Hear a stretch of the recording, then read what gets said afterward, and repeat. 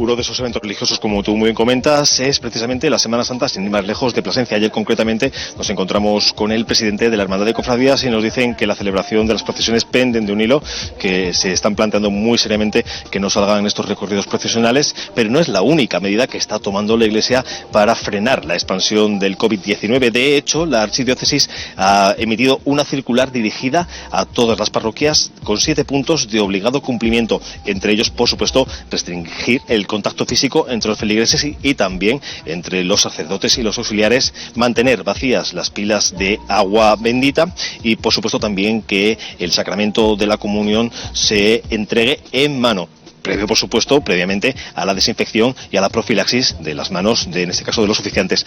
Estamos aquí con Robert, que es el párroco de esta iglesia de Nuestra Señora de la Consolación de Santiago de Alcántara. Muy buenas tardes, Robert. Muy buenas tardes. Todas las medidas que ponemos en marcha por parte de la iglesia, en este caso, destinadas a frenar la expansión de la enfermedad y que, por ejemplo, las personas que acuden a misa pues no se contagien.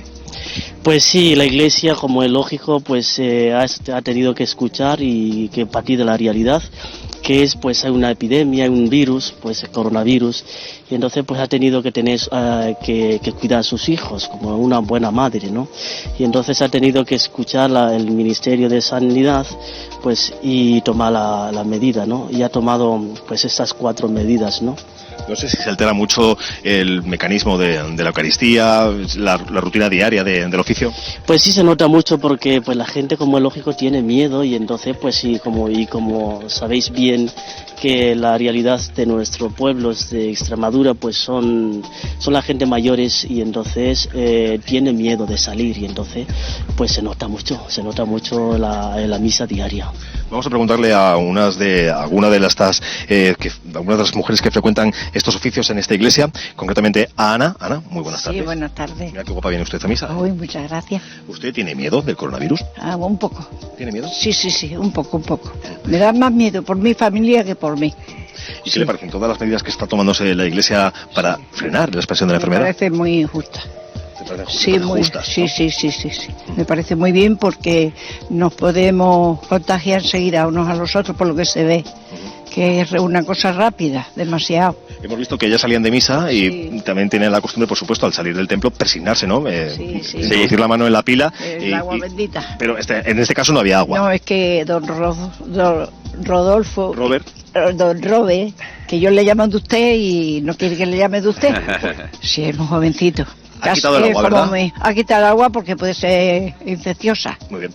Muchas gracias, Ana. Igual que el agua, también, por supuesto, decíamos, restringir el contacto físico entre los feligreses, también muy importante. Por ejemplo, ese momento de dar la paz. Bueno, pues dices esta circular de la Archidiócesis que, bueno, que con una inclinación de cabeza y la fórmula, la paz sea con vosotros, sería suficiente. También, por supuesto, restringir el contacto con los santos, las imágenes, ese signo de devoción, ese gesto de devoción hacia ese santo también, con un asentamiento con un gesto de inclinación de cabeza. Robert, nos ha traído hasta aquí, hasta Santiago de Alcántara, por supuesto, la más rabiosa actualidad, este tema del COVID-19 que nos ocupa, esta crisis que lleva semanas circulando en los medios de comunicación, pero también por su historia personal. Usted viene de Kenia y lleva usted 4 parroquias. En un año se siente usted como en casa.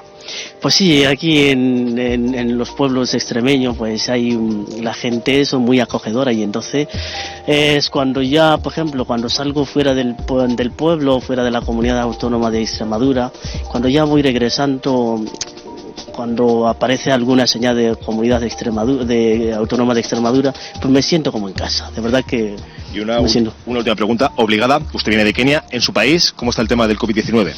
Pues por gracia de Dios todavía en África pues no ha llegado en mi país y entonces fue una alegría porque como sabéis económicamente los países de África si llega el tema la coronavirus pues no sería lo mismo que en Europa por el medio de económicamente pues claro. Los países más pobres pues sería un desastre. Muy bien. Muchísimas gracias monseñor. Es lo que un poco me vais a permitir ese símil, ¿no?, entre los países africanos y Extremadura. Si la prevalencia en estos países es menor, también es por el tema de las comunicaciones o los bajos recursos económicos. Algo parecido pasa en Extremadura, pero sin embargo tomamos medidas, no solo estas que toma la Archidiócesis, sino también, como acabamos de conocer ahora mismo, esa suspensión de la actividad docente presencial desde el próximo lunes hasta al menos el día 31 de marzo. Así es, Manu, muchísimas gracias. Pero tenemos que